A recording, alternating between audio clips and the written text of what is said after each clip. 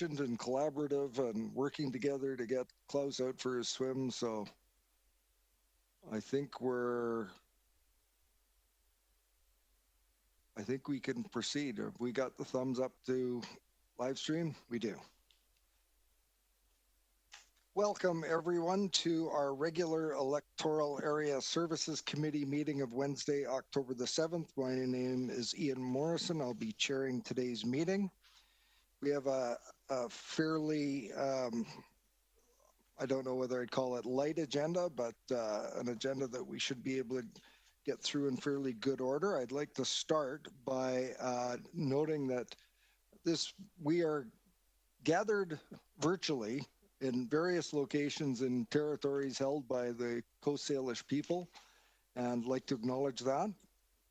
And just like to instruct all of the staff that are on the call to keep your mics muted and your video off until you're called upon or until you need to make presentation. Like to encourage the directors to keep their microphones muted, and of course your beautiful faces in front of the camera at all times. I would like to begin the meeting by, before we approve the agenda, we have a couple of quick changes. On staff's recommendation, we will be pulling item R1. And we have a new addition. We have a BA1, Business Arising 1. And I believe Director Yanni DiNardo had something she would like to add. Director Yanni DiNardo, what would you like to add to today's agenda? Thank you, Mr. Chair. I have a new business item. It is about affordable housing in rural areas. All right, I've got a note for affordable housing complex tour, perhaps. So we'll put it under that heading. So is there any other changes, additions to this agenda before I call for a motion to approve the agenda as amended? Do we have a mover? Moved by Director Kuhn, seconded by Director Smith. Any further discussion? Seeing none, I'll call the question. All those in favor? Are there any opposed? None opposed. That motion carries. Next item is number 2, Ms. Harrison. I think I'm just going to blast right through here and save you having to read off. The item 2 is M1 from the meeting held on September 16th, and the recommendation is that the minutes of the Special Electoral Area Services Committee meeting of September 16th, 2020 be adopted. Moved by Director Yanni DiNardo, seconded by Director Smith. Any discussion on this item? I see none, so I'll call the question. All those in favor? Are there any opposed? I see none opposed. That motion carries. Okay, now we get into item M2, and I have some wording that I need to bring into this one. Apparently, I misspoke at a previous meeting. And before we move these minutes to be adopted, I will be adding these words: that the date of the staff report noted in item R3 on page 2 of the minutes of the regular Electoral Area Services Committee meeting of September 16, 2020 be corrected from October 28th, 2020 to August 28th, 2020, and that the minutes as corrected be adopted. So could I have somebody move that recommendation? Moved by Director Kuhn, seconded by Director Salmon. Any discussion on that item? Seeing none, I'll call the question. All those in favor? Are there any opposed? There's none opposed. That motion carries. That deals with the minutes for today's meeting, but depending on what we do with BA1, we may actually be coming back. So under BA1, Ms. Harrison, would you like to do the explanation of that, or would you like me to continue along those lines? I think I've got a grasp of what we're doing here. I defer to you, Mr. Chair. Fair enough, Ms. Harrison. So BA1 is a change in a recommendation to the board for an amount for a grant application that's 100% funding. And the gist of it is this: when staff were producing the grant application, they came to the realization that there was a second pipe that needed to be included in this proposed grant, and that the number of 1.6 million, I believe, needed to be bumped up to $2 million.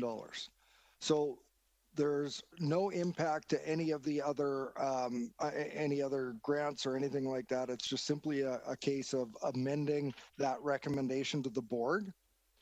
So if we were to make that recommendation to the board, we would have to firstly, just bear with me for a minute. So this was from R9, and it was, I believe, a Cobble Hill Village and Maple Hills wastewater system. And what we will need to do is we will need to rescind that resolution from the meeting of September 16th, 2020. So the resolution would be that R9 sub 1 on page 4 of the minutes of the Electoral Area Services Committee meeting of September 16th, 2020 be rescinded. Could I have a mover for that? Moved by Director Yanni DiNardo, seconded by Director Smith. Any discussion on that item?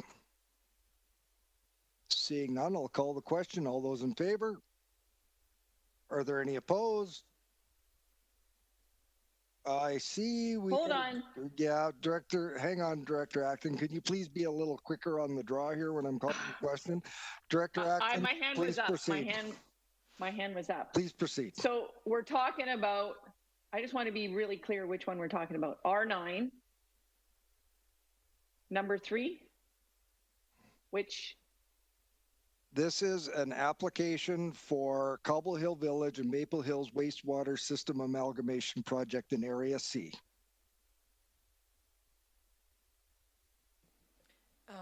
Okay, got it. Thank you. Got it? Good. So I will call the question again. So we're going to rescind the $1.6 million grant request in the previous minutes when I call the question. All those in favor? Are there any opposed? None opposed. The motion carries. So an insertion for that resolution will be as follows: that it be recommended to the board that an application for grant funding through the Investing in Canada Infrastructure Program Rural and Northern Communities Grant for the Cobble Hill Village and Maple Hills Wastewater Systems Amalgamation Project, Electoral Area C, in an amount up to $2 million be submitted, and that, subject to grant approval, cost overruns and ineligible expenses be funded by capital and operating reserve funds, as well as connection fees from partners and new customers. Director Wilson, would you like to move that? Moved by Director Wilson, seconded by alternate Director Haim. Is everyone clear on what the resolution is? Seeing no hands, I'll call the question. All those in favor? Are there any opposed? I see none opposed. The motion carries. And I have to personally thank each and every one of you for helping that go as smoothly as it did. Next item on our agenda.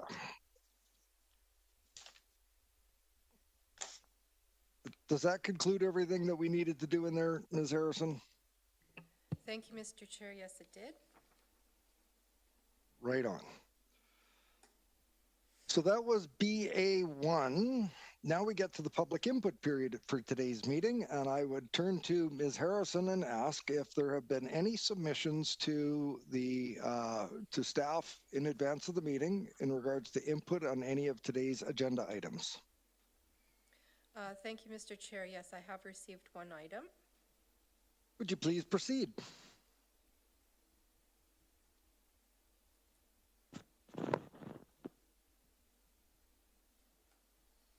Sorry, thank you. I had to start the timer. So this submission reads, Mr. Chair, I'm Cliff Evans from Shawnigan Lake. On this morning's agenda is report from the Finance Division Electoral Area Director enumeration, recommendation for direction.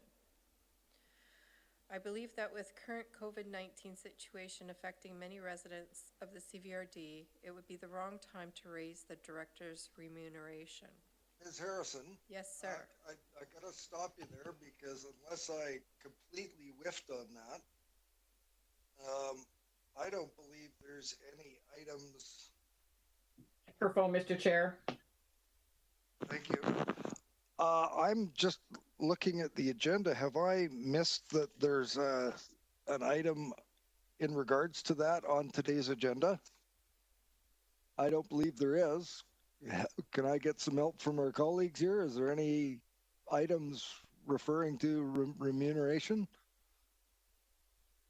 I don't believe so. Director Smith.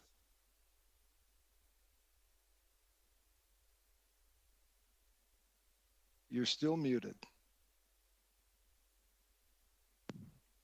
I did see it in the minutes for a special meeting, so maybe that's what he's referring to. Okay, so we've clearly developed the policy that any reference to previous minutes do not constitute an opening for remarks on today's agenda. So, Ms. Harrison, I would ask you to please go to the comments again, and if there are other remarks that aren't related to remuneration, then please proceed. Thank you, Mr. Chair. There are no other remarks related to any other subject but director's remuneration. Thank you very much. Then we will proceed, and I'm hoping everyone is clear. It's been established at the board, and policies established by the board apply to committee, that you don't get another crack at a topic because it appears in the minutes of a previous meeting. So everyone's clear on that. Next item will be delegations. And I'd like to ask Ms. Harrison to welcome Maya Horobik from the Community Energy Association in regards to a step code presentation. And just before she gets underway, I just wanted, we thought we were going to sort of tag team with the step code presentation as well as the R1. R1 has been pulled from today's agenda because staff's professional advice is they wanted to do some further work and refinement of that report, but it was more than appropriate to have Maya come and make the presentation to us today. So take notes, and I will now ask Maya, you have the floor. It looks like you're about to share content, and just so you know, you've got 10 minutes. Do you think you'll be 10 minutes, or do you think you'll be a little longer? Because I can ask for the committee's indulgence to go a little longer if you need it. If I could take a little longer, that would be appreciated, but I could also be quicker. Well, tell you what, I think this is an important topic. Could I maybe, I can't see everyone, but could I have verbally someone move and seconded that the delegation 10-minute period be extended? Moved by Second. Moved and seconded, and I can't see everyone, but is there anyone opposed to the delegation time being extended? I hear none opposed. So Maya, please take your time, and the floor is yours, and we're all anxious to see your presentation. So please proceed. Thank you very much for having me this afternoon. I'm looking forward to presenting to this committee, and I'm definitely available for any questions and discussion after my presentation as well. My name is Maya Horobik. I'm a community energy manager with Community Energy Association. We're a nonprofit organization. Really, our whole mandate is supporting local governments and Indigenous communities across BC and a little bit beyond with all things climate and energy.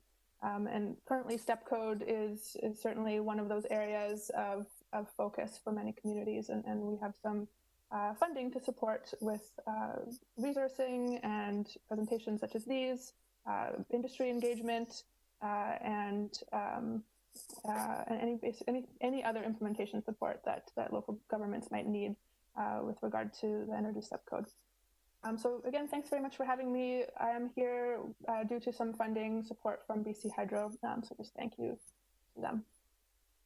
I'll lead you through what the energy step code is. I'll presume there's probably varying knowledge among the committee in terms of what it is, what's coming down the road from the province in terms of energy and the building code, and some opportunities for the regional district to engage on this topic. So I'll be going through quite a bit, but in fairly, not a ton of detail, but please do feel free to ask any questions if should something come up. So the Energy Step Code, what is it? It's a performance standard that's designed to drive steady increases in energy efficiency in new construction.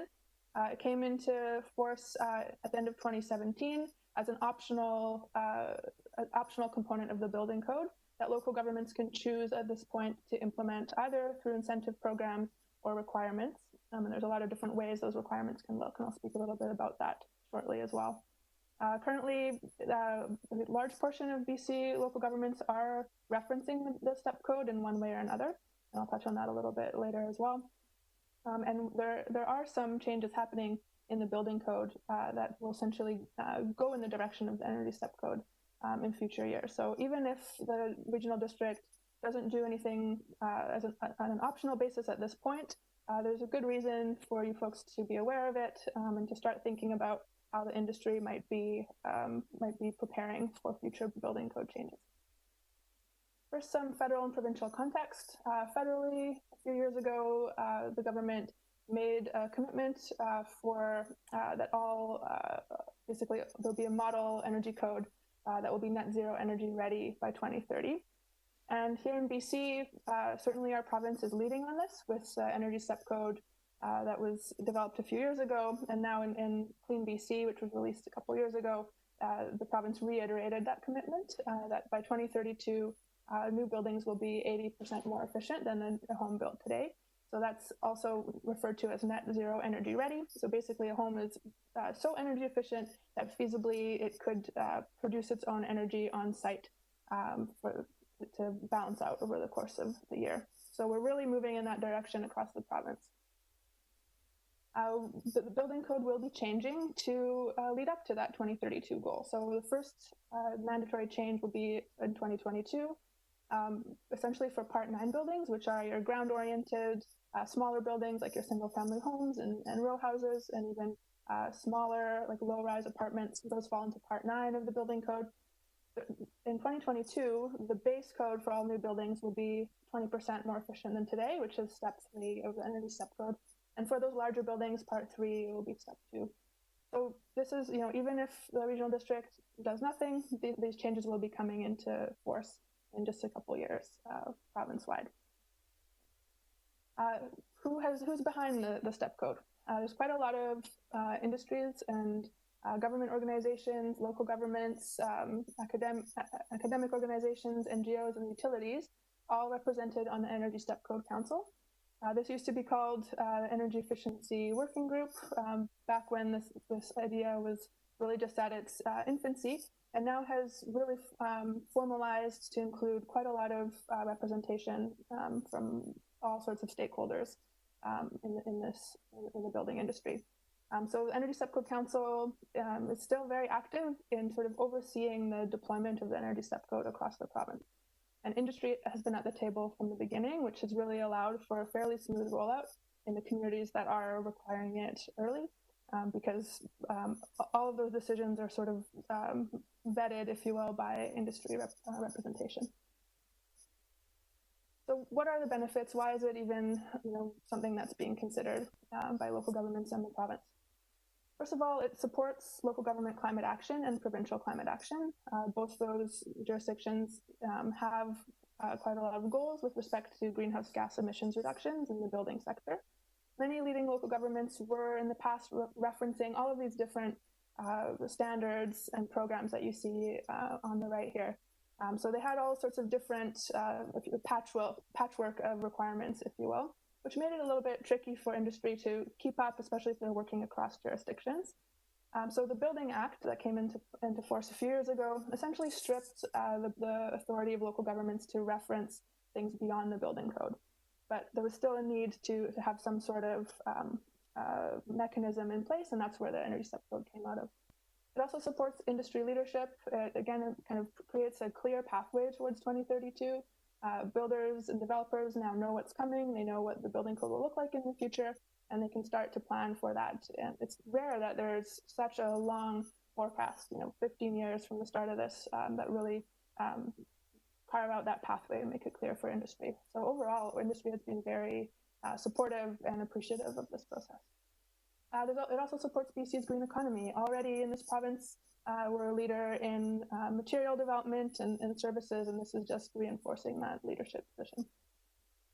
But on the resident side, it really does result in higher quality buildings, buildings that can be cheaper to operate, that are more comfortable, quieter, healthier indoor air quality, and all of that. That's because we're talking about increased insulation, of course, so that improves comfort, and also air quality. We saw this summer a lot of forest fire smoke.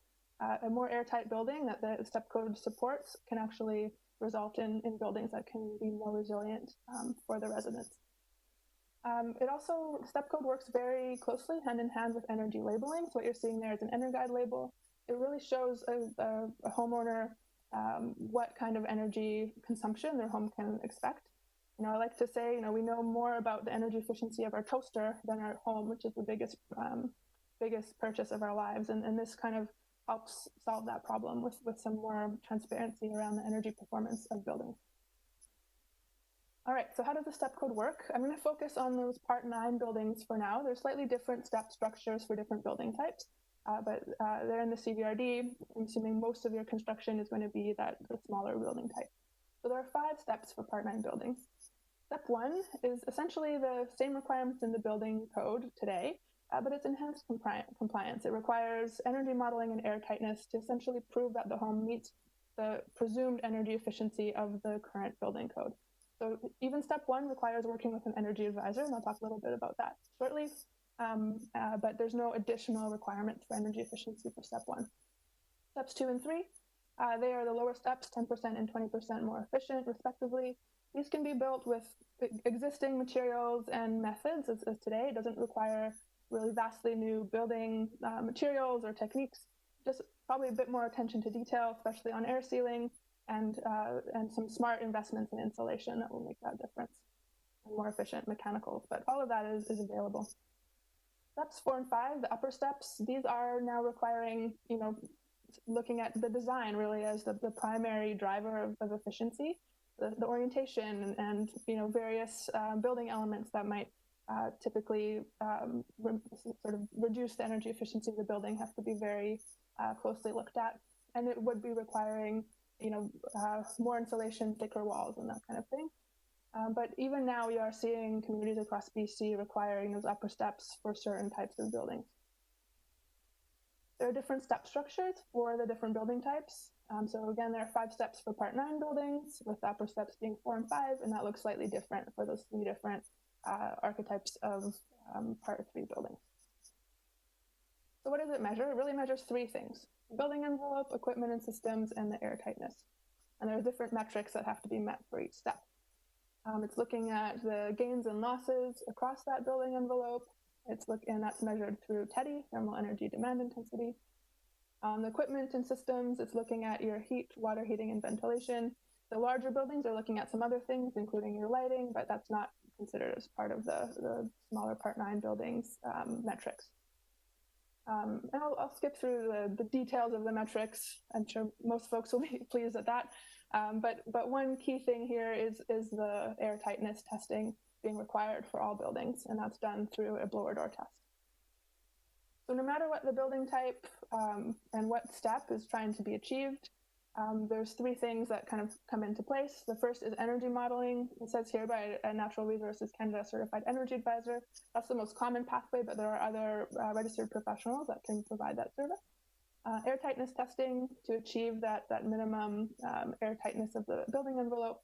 And we're moving away from prescriptive energy requirements, which is currently the norm in the code, where it says you must have this level of insulation in your walls, to a whole building, more performance-based approach. So it actually does enable some more flexibility in the types of building to achieve the energy itself. I will say there are still a lot of prescriptive requirements in the building code for other components like fire and safety and others.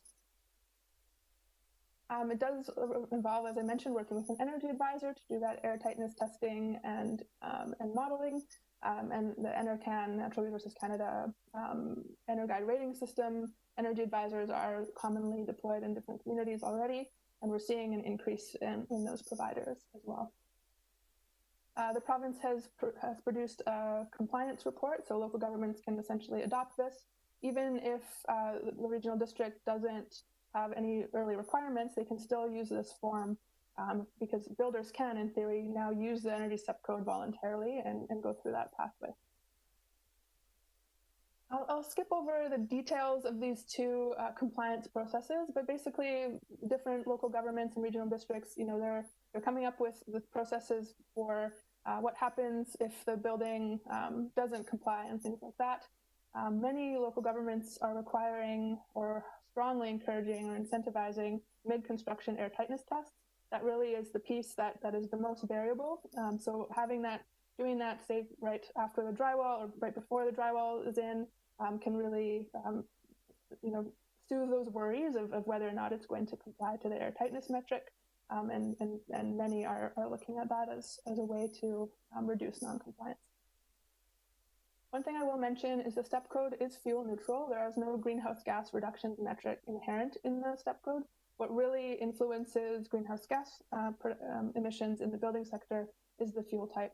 So this graphic is just showing that even a STEP 5 home, even though it's vastly more efficient, if it's heated with natural gas, it has higher GHGs than a STEP 1 home heated with electricity. I think that's often something that's not understood. The STEP code doesn't itself resolve the GHG emissions in buildings, but there are lots of ways where local governments are using different kind of compliance regimes to encourage low carbon heating sources. And one really important thing here is to note that the operational costs are going to be a major decision here, and that's why many homes are still being heated with natural gas.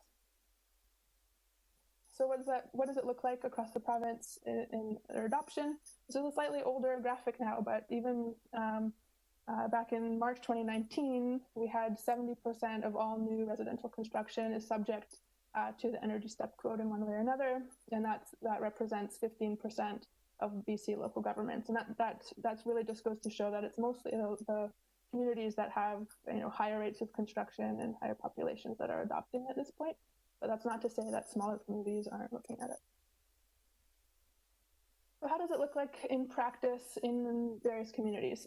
So really it can look a variety of ways. Depending on where a community is starting from, they might just look at an incentive program for lower steps. Local government B, it might get citywide bylaw for step 1, but then looking at expanding to higher steps later on, and even stating an intent for the upper steps in a certain year. And then there's different, if you're looking at local government C, there's various different policies that can be used to enable the STEP code in addition to the citywide bylaw. So rezoning policy, density bonuses, things like that can also be used. And there's a lot more here. I won't go through each one of these, but just to give you a snapshot of all the various tools and levers available to local governments to use the STEP code in one way or another. Of course, as a regional district, your list might be slightly limited, but it's worthwhile looking at what other metrics, if you're not going to go in the building bylaw, what other ways might you have to enable the STEP code. On the island, we have a few communities, Campbell River, Comox Valley Regional District, and Duncan with incentive programs, either in the past or looking at them. And we have quite a bit already referencing. The ones on the right, Victoria to Oak Bay, all have adopted requirements in the capital region. And then North Cowichan is just implementing requirements for next year, as well as an incentive program. And IMO as well, and then Courtney, Comox, and Tofino are all have either adopted or are close to adopting. The buildings don't look like anything out of the future or anything. These are all existing buildings that have been built to those standards in various communities and using various levers. So rezoning policy in Richmond, Township of Langley, Kimberley, Sparwood, and Invermere with the building permit rebate. So there's a lot of ways that the high performance can be achieved. There's some resources I would point you to. There's the one-stop shop, energystepco.ca, with all sorts of resources for builders, including illustrated guides for builders showing different building assemblies. That's been quite successful. There's metrics research report looking at the costs of different steps, and lots more on that website. And then you can opt into a monthly newsletter. We don't operate that, but I can certainly send a link around that shares some stories of implementation, different projects that are exciting, and that kind of thing. And that's it for me. That's my contact info. Highly encourage you to get in touch if you have any questions, and I'm available for questions and discussion now. Thank you. Thank you, Maya. Great presentation. I would ask if you could lower your presentation so I can see my colleagues and see which of them would like to pose questions to you.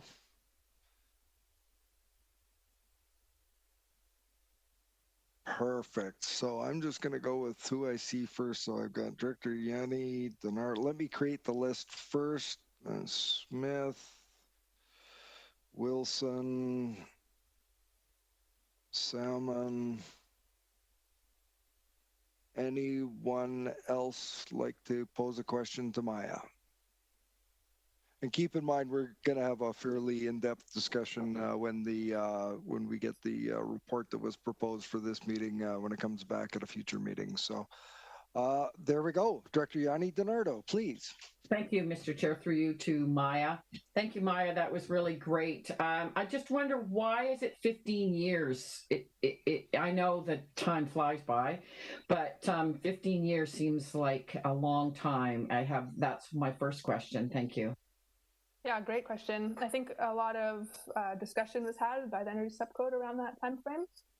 It's in recognition that for those upper steps, 4 and 5, for the Part 9 buildings, there's still ways to go in terms of widespread availability of the materials, knowledge of the industry, and it also has to do with the number of code cycles between building code cycle, like updates between now and then as well. So I think that was just where they came to with industry at the table in terms of what seems reasonable to get there. Thank you. My other question, speaking of air quality, I just wonder, the heat pumps, which is the energy efficient, is the way we're supposed to go in the future, but that draws the air from outside. How does that stop the air quality or the smoke? Or do you know that, or is it just checking them? Yeah, no, that's a great question. So heat pumps, they themselves, they don't necessarily draw the air in. What they're doing is capturing the latent heat from outside and transferring that into whatever the inside mechanism is for distribution. So it could be through an existing ducting system or more of that forced air feel, or it could be through like ductless systems, basically heads in different areas of the house. So what really controls your airflow from outside is the filtration system. So what we're seeing with the airtight homes are a technology called heat recovery ventilators. Basically, they are capturing that heat that's been created inside and transferring that into the air that's coming in from outside and filtering that air. So not only is it reducing the heat loss, but it's creating that really cleaner, filtered fresh air and more energy efficient heat transfer. Director Yanni Denardo, do you want to go back on the list, or are you good? No, thank you very much. Thank you. Director Smith.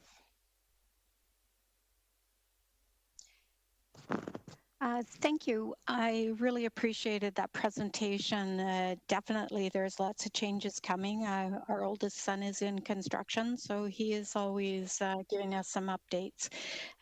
One of the things I have a question is in the past, some people have had their energy efficient testing done by a qualified person.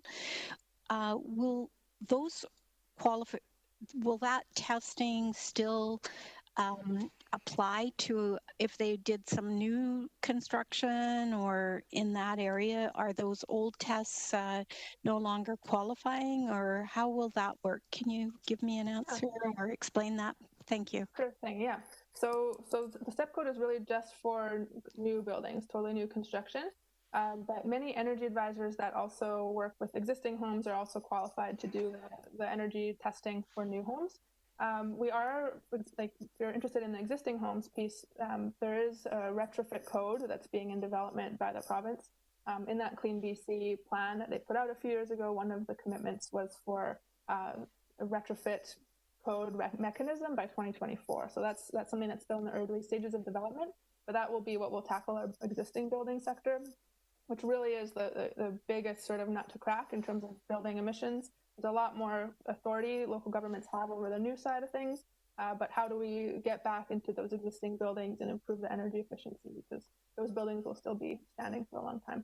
But it's great. Like you alluded to, there has been past programs. So a lot of our homes in our communities have had an energy test. So they're not really subject to the STEP code because it's just for new, but it's great information to have. And we might be seeing some requirements for labeling, energy labeling for existing homes, at time of sale or something like that. So they'll be in a good position when that comes in. Do you have a follow-up, Director Smith? Thank you.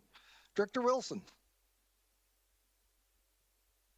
Thank you, Mr. Chair. Thanks for that, Maya. That was great. I've spoken to a couple of contractors, and most of them are pretty close to actually building to step 3 level anyway, which is great. Now, one of the things that you brought up in your presentation there was the huge cost differential between electrical and natural gas. And this is one of the big problems because, people will go for the cheapest way of doing it. I mean, we've had gas put in as well. And there are incentives being offered by Fortisgas and BC Hydro. So I'm just wondering if there is so much GHG, why they're pushing the natural gas. I don't know whether that's within your purview to answer or not. Yeah, not exactly in my purview. Of course, I have opinions, but I think ultimately it comes down to what are we doing province-wide in terms of our provincial energy systems to get us to the provincial government's long-term greenhouse gas reduction targets. If an existing home already has a gas furnace or an oil furnace and it's upgrading to a much more efficient one, or replacing oil with gas, that's good. That's definitely a reduction. But when we're talking about, long-term, completely low carbon buildings, at this point, electric heat pumps are sort of the only vastly viable opportunity for that.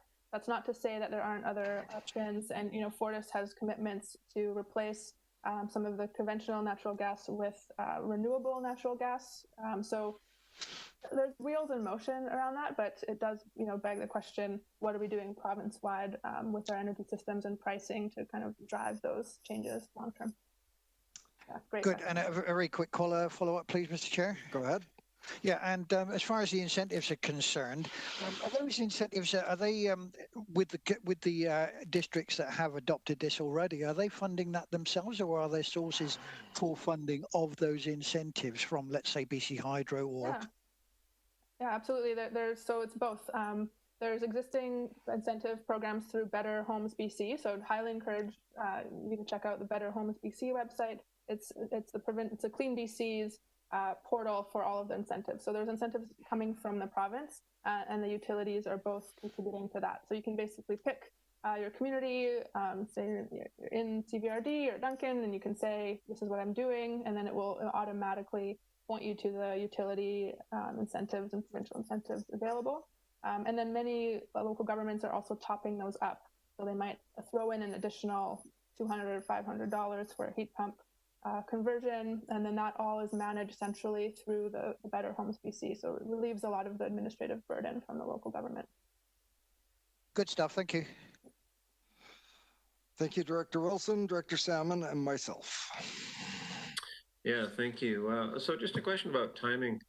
I believe you said that even if the RD does nothing, it'll come into effect in 2022. So just a little over a year from now. So is it as simple as that? I mean, do we have any other than being 1 year early, if we discuss this and pass it, are we some other consideration or advantage that we'll be getting? That's a great question. Yeah, many communities are just waiting for the building code to change. That said, it's going straight to step 3, which for some builders will be a bit of a shock. So our general recommendation is to try to adopt step 1 at least early, to sort of get them used to the performance pathways, working with an energy advisor. It also sends the market signal that you need more energy advisors in the region, and that kind of thing. So yes, you can do nothing, but doing something will support that the industry in that transition.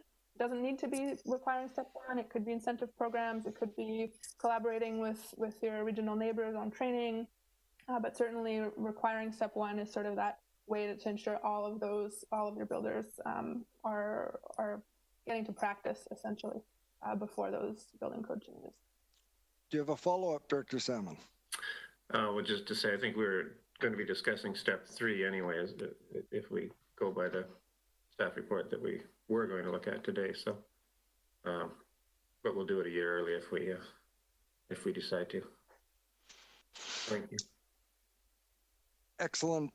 So I guess my question, and not wanting to get into a great deal of depth, but obviously there's a wide range of approaches that various governments have had, and maybe just if you could share your observations, because if we've got one jurisdiction that is embracing a very aggressive approach and a neighboring jurisdiction maybe not so much. Have you found that there's been a flight of the industry from the tighter jurisdictions to the less tight jurisdictions, and whether or not there's that sort of movement in capital and industry as a result of some of these changes being implemented by local governments? Yeah, it's a great question. I certainly haven't seen that in practice, although it's definitely a concern that I've heard expressed before. Like if our neighbor is doing nothing and we're going to adopt step 3, aren't all the builders just going to go build there? What I've heard, I'm not an expert on the economics or the sort of market forces at play, but what I have heard from some who are is that step code essentially is such a minuscule driver of building costs. Really, land costs are the biggest one. And so I haven't seen any sort of proof that would happen. That said, we've seen a ton of success with municipalities that are neighboring, adopting regional approaches, collaborating, and even if they're not adopting the same thing at the same time, they're in communication, they're forecasting when they might adopt something, and working kind of collectively on that, and partnering on industry engagement and things like that. So highly would encourage regional collaboration in the CVRD. Thank you very much for that. So I turn to the directors around the table. Are we finished with questions for Maya? Director Nicholson, I'll go to you to close then. Director Nicholson. Thank you. I don't really have a question. I would like to get a copy of the presentation if that's possible, please. I'm happy to share it for staff. Thank you. That would be fantastic. Well, I want to take this opportunity now to thank you, and I'll give you virtual claps and for your excellent presentation. I think you've done this once or twice before, and you got all the pertinent information across, and I'm sure that this will be on our minds when we have the discussion in the very near future as to how we want to approach this. So again, Maya, thank you very much, and appreciate you presenting to us today. Thank you. Great. Thanks again for having me. Bye-bye. So moving right along, I see we're about 45 minutes into our meeting. Our first resolution, we're now in correspondence. We have a grant and aid electoral area F, and that the recommendation is that it be recommended to the board that a grant and aid electoral area F, Couch and Lake South Scots Falls, in the amount of $500 be provided to First Lake Couch and Scouts to assist in defraying the costs of restart supplies required to respond to COVID-19 for the safety of youth and Scouters. Could I have moved by Director Kuhn, seconded by Director Yanni DiNardo? Any discussion on the item? Seeing none, I'll call the question. All those in favor? Are there any opposed? None opposed. That motion carries. I believe this will be going to the 14th of October board meeting. Does that sound about right, Ms. Harrison? I got a thumbs up from Ms. Harrison. So any of the items on today's agenda will be going to the 14th. And I should also note too, before I forget, anybody that's watching this meeting and has questions for the chair at the end of the meeting can submit questions in writing to Ms. Harrison at legislativeservices@cvrd.bc.ca. So legislative services is all one word. and you can submit those at any time. And go to the next item, C2, grant and aid, and the resolution is that it be recommended to the board that a grant and aid electoral area B, Shawnigan Lake, in the amount of $7,500 be provided to Shawnigan Residents Association to assist in the hiring and facilitation of a grant writer, to apply for SERAP funding for up to 100 hours of work and grant potential of up to $1 million based on the Think Shawnigan Community Plan. Turn to Director Acton. Moving that recommendation. Is there a seconder? Seconded by Director Salmon. Any discussion on this item? I see none. I'll call the question. All in favor? Are there any opposed? None opposed. The motion carries.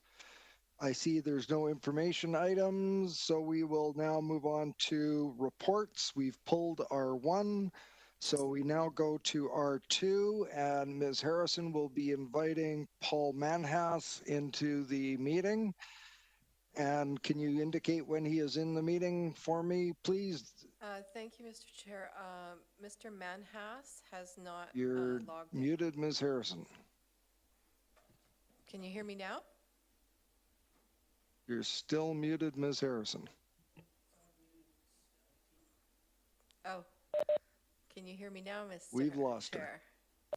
Can you hear me now, Mr. Chair? Now we can hear you. Thank you. Yay! I'm sorry, Mr. Chair, but Mr. Manhas has not logged into this meeting. And he's not waiting. I sent another invite. I haven't heard from him. Oh, I thought we heard from him earlier, but I guess not. So I don't have to go through the instructions for Mr. Manhas then. We will turn to now for R2. Is that Mr. Limshu who will be taking this one? Go ahead, Mr. Limshu. Good afternoon, Mr. Chair. Bear with me 1 sec. I'm just going to share my screen with you.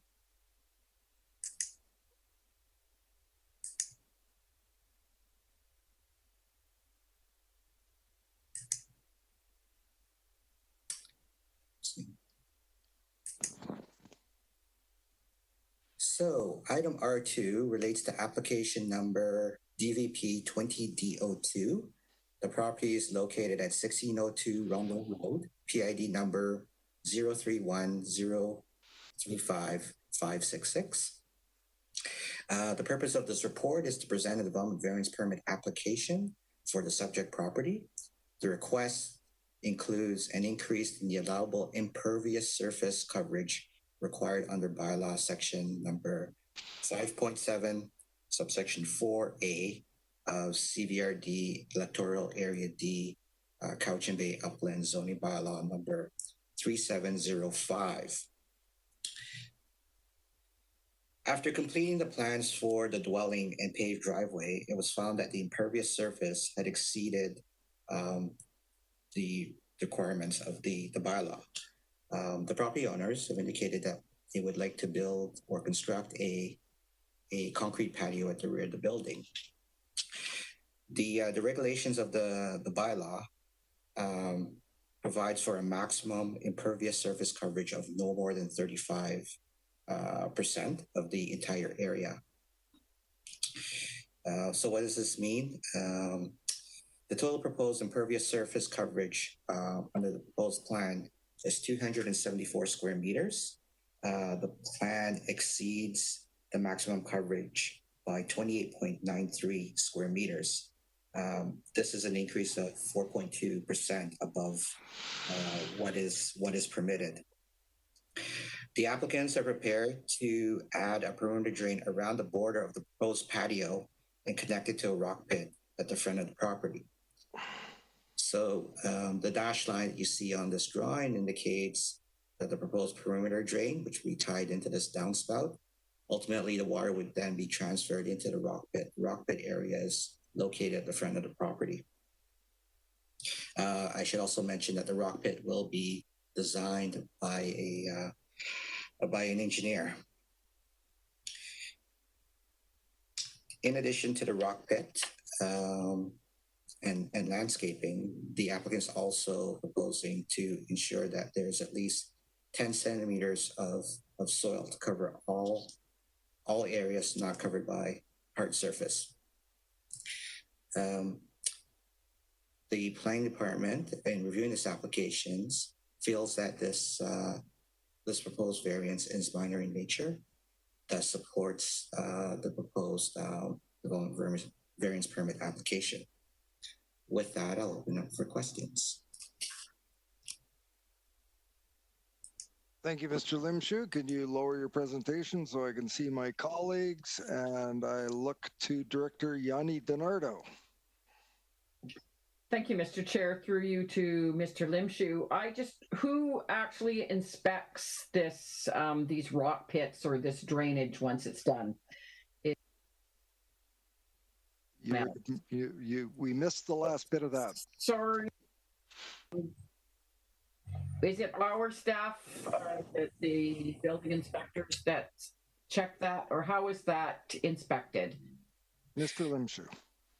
Well, the rock pits are designed by the engineer, and the consulting professional is to ensure that the pits are installed in accordance with the plan. So the designer basically provides a calculation based on expected rainfall for the area to size the pit properly. And then ultimately the contractor installs it with a follow-up review by the engineer. Thank you, Mr. Limshu. I would turn to the director for the area since this is one of yours. Director Yanni DiNardo, what's your pleasure? Thank you. I'd like to move the recommendation. It was very important to the community when we were doing our OCP to have the impervious surfaces because of the clay soil and the direction to the ocean, and we're on the bench land. So I appreciate this staff report and I would like to move it. Seconded by Director Wilson. Any further discussion? Seeing none, I'll call the question. All those in favor? Are there any opposed? I see none opposed. The motion carries. Next item on our agenda are three. Turn to Ms. Harrison. You're threatening to go to your microphone here. What can I do for you? Thank you, Mr. Chair. The applicant for this development is in the room. Excellent. And that would be Mr. Wilkie. Jarrett Wilkie, right? Excellent. Yeah. Hello. Okay, so I just so that you're clear on our process, staff will be presenting their staff report. Directors will pose any questions to staff that they may feel they want to ask. When that's completed, I'll give you the opportunity to make any additional comments that you feel may not have been covered or bring any other information forward you feel is pertinent. And after that, if any of the directors have any questions for you, then they can pose those questions to you. When that's completed and a motion has been moved and seconded and on the floor, you will not have the opportunity to participate beyond that. So all clear in your mind? Sounds great. Thank you. Excellent. So welcome to our meeting, and I will turn to Frank Limshu to present the report, and we're all on R3, everyone. Mr. Limshu. Thank you, Mr. Chair.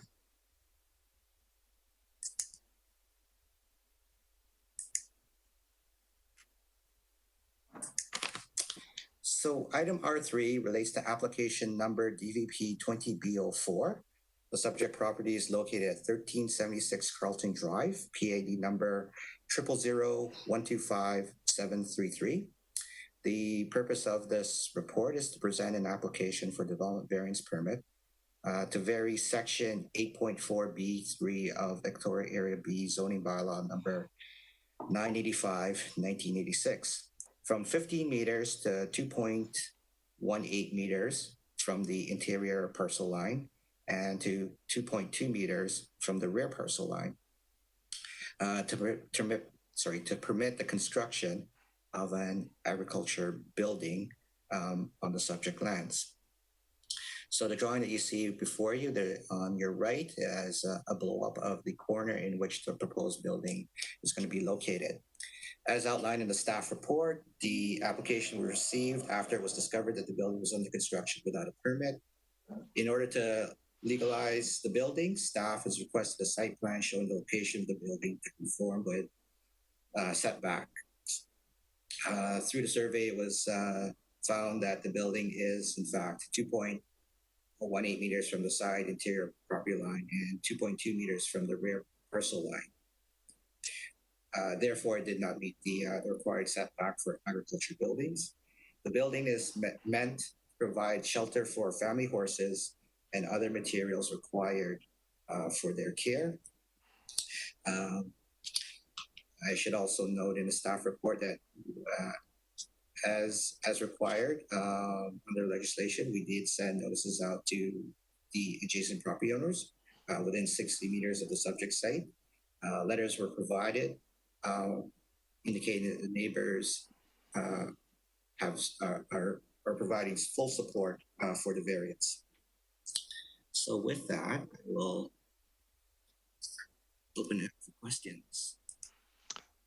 Thank you, Mr. Limshu. I will turn to the directors. Are there any questions for staff on this particular item? It was a very well done report, very clear. I see no questions for staff. So seeing no questions for staff, Mr. Wilkie, do you have anything that you would like to add to what's already been presented and what's already in the staff report? Or yes, go ahead. No, I'm fine if there's no questions. If everything's clear, that's great. I just thank you for looking at it and thank you for the time. Excellent. So I will go to the committee and ask if any of the directors have any questions for Mr. Jarrett or Mr. Wilkie. Sorry. I see no hands going up. I believe this is in Director Yanni DiNardo's area, so I will turn to no. DVP B. Oh, sorry. Director Acton, would you like to move this recommendation? Yes, please. Thank you. And seconded by Director Kuhn. And unlike the previous one where I don't think I read out the resolution here is that it be recommended to the board that development variance permit number DVP 20B04 for PID 000125733 be issued. Any further discussion? Seeing none, I'll call the question. All those in favor? Any opposed? I see none opposed. Mr. Wilkie, this will go to our board meeting on the 14th of October for consideration by the whole board. Thank you very much for attending today. Thank you very much. Excellent. Bye, the next item on our agenda is R4, and it's for 1584 Rondo Road. I believe we do not have an applicant joining us for this one, Ms. Harrison. No applicant joining us for this one. So I will turn to Mr. Limshu to present this one. Thank you, Mr. Chair. Item R4 relates to application number DVP 20D04, 1584 Rondo Road. The applicant for this application is the same applicant for item R2. Similar request as per item R2, in that the applicant is requesting a relaxation in the amount of impervious surface that's required. In this particular case, the total proposed impervious surface coverage is 272 square meters, which is approximately 27 square meters above what is permitted under the bylaw. As I noted previously, the maximum coverage is 35%. The applicant is prepared to add perimeter drain around the proposed patio to connect to a rock pit. The rock pits will be designed by an engineer to accommodate the extra flow of water through the site.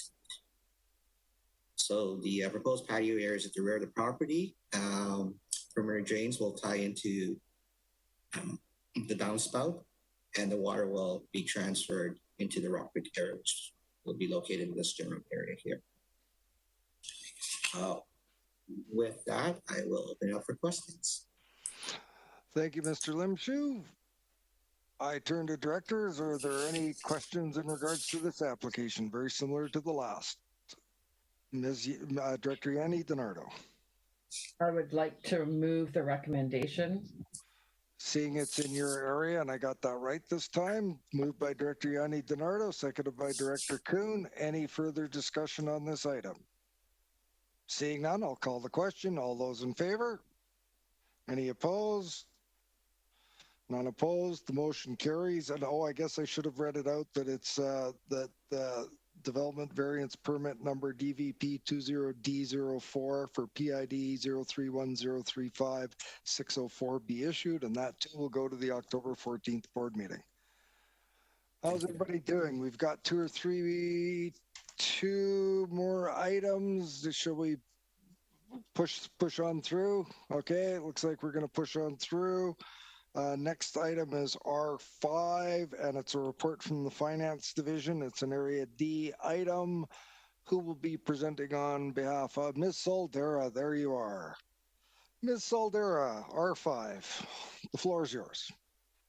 Thank you, Mr. Chair. No real presentation, just here to answer questions. This is a reallocation of unallocated CWF Community Works Funds 2.0 funding to the Wessex Ravine Park project. Director Yanni DiNardo. Thank you, Mr. Chair. I would like to also move this recommendation. This is something that the community... Let me get a seconder first, and then you can speak to it. Seconded all around the room, Director Smith. All over the place. This is a very important connection for Cowichan Bay, especially with the COVID. It's Pritchard Road that would be behind Pritchard Road so that people can access the village. So it's real critical for our Parks Commission and the community of Cowichan Bay. So we're happy to have this moved. Thank you, Director Yanni DiNardo. Are there any other discussion points? Seeing no hands, I'll call the question. All those in favor? Or any opposed? You know what? I should have read that one out too. I'll read it for the record. That it be recommended to the board that Electoral Area D CWF 2.0 funding of $38,347 be reallocated from the 2017 Cowichan Bay Design Charrette to the Wessex Ravine Park Pedestrian Connection Project. And two, that Electoral Area D CWF 2.0 funding of $26,508 be allocated to the Wessex Ravine Park Pedestrian Connection Project. It's been moved, seconded, and approved.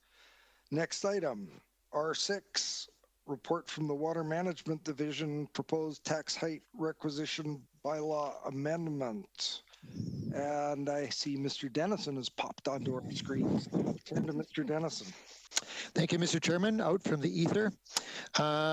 This report is regarding Cowichan Bay and an issue that comes up quite often in a number of our utilities where our requisition limit, which puts a cap on the total amount of requisition we can charge by parcel tax within a service area, where the requisition limit has been reached due to, or is about to be exceeded due to additional properties joining the service area. In this case, we have the Rondo Road development and Phase 3 of Cowichan Bay, as well as a few others that have been created with the service area and have increased the number of properties to which the parcel tax will be charged. So the problem is that if we have our requisition limit set and it's too low, then we use it up, and then we have to reduce the parcel tax charge per property because we've got more properties. And the problem with that, at least in Cowichan Bay, is we do have a number of issues coming up that are going to be expensive, the job outfall, highway work, and asset management, to identify a few. So we're recommending that the requisition limit be amended, and further that as part of that we add a new feature, which is that the requisition limit be adjusted according to the net taxable land and improvements within the service area, so that additional property, when added, automatically increases the service area, and avoiding this problem in future. And that's our recommendation, Mr. Chairman. Thank you. Turn to Director Yanni DiNardo. Okay, Mr. Chair, I would like to move the recommendation. It seems like it's a Cowichan Bay day today. It certainly is. Seconded by Director Kuhn. Director Smith, you waved your hand at me. Did you want to speak? Oh, you don't want to speak. So this time I'm going to get the order right, and I'm going to read the recommendation out. that it be recommended to the board that CVRD bylaw number 2128, Cowichan Bay Sewer System Service Establishment bylaw 2016, be amended to increase the maximum annual requisition limit from $233,500 to the greater of $291,875, or an amount that equals the amount raised by applying a property value tax rate of 0.7013 per thousand to the net taxable value of land and improvements in the service area. That has been moved and seconded. Is there any further discussion? Seeing none, I'll call the question. All in favor? Are there any opposed? I see none opposed. The motion carries. That'll go to the board on the 14th of October. I see no unfinished business that I'm aware of, and we have a new business item. I will turn to Director Yanni DiNardo, the floor is yours, Director Yanni DiNardo. Thank you, Mr. Chair. I was privileged on Saturday to be walking in Chemainus and came across a development which I thought was extremely fantastic and would fit perfectly into our rural areas. And I came around to check out through the windows and noticed it was our former board chair, John Lefebvre's property, which he was developing for affordable housing. And I really felt, right now it's empty. The tenants arrive November 1st, that it would be an opportunity for us as Electoral Area Services to have a look at his development. So I wanted to request that the chair try to contact Mr. Lefebvre to see if we could have a tour, a COVID-friendly tour somehow, if that was possible, because I think this is really exciting. Thank you, Director Yanni DiNardo. So before we extend the invitation and the energy to arrange such a thing, I know I would personally be interested in a COVID-friendly tour of a property like that. Through a show of hands, would there be others on the committee that would be interested in attending? I see a number of hands. So do we, Ms. Harrison, need a resolution that has the chair work with staff to arrange a tour with directors? I think it might be appropriate, wouldn't it? She's nodding yes. So Director Yanni DiNardo, would you like to move such a recommendation? I'd like to move the recommendation, but I'd also like to see if there is some staff that would also like I'm thinking the HOCP and any staff members too that are involved in that would like to come as well, if that's a possibility. So Ms. Chirelf just jumped into the screen here, and I'll yield to her. Ms. Chirelf. Thank you, Mr. Chair. Yes, I'm sure that a number of planning staff would be more than happy to take part in COVID safe tour. Absolutely. So I think an appropriate resolution would be that the chair be directed to arrange a tour of the noted property for willing staff and directors, and leave it at that. So moved by Director Yanni DiNardo, seconded by Director Kuhn. He really wants to go swimming. Any further discussion? Seeing none, call the question. All those in favor? Are there any opposed? None opposed. That motion carries. So I did do my obligatory notice to people watching our broadcast today that we do have a question period as the next item up for business. So I would turn to Ms. Harrison and ask if there have been any submissions from members of the public. She's nodding no, that there isn't any submissions. So that will bring us to our closed session. And I would need a motion moving that the meeting be closed to the public in accordance with the Community Charter Part 4, Division 3, Section 90, subsections as noted in accordance with each agenda item. Do we have moved by Director Yanni DiNardo, seconded by Director Smith? All those in favor? Any opposed? I see none opposed. The motion carries. We have to log out of this meeting, everyone, and log into the new one. It's 2:40. What do you say we come back at 2:50?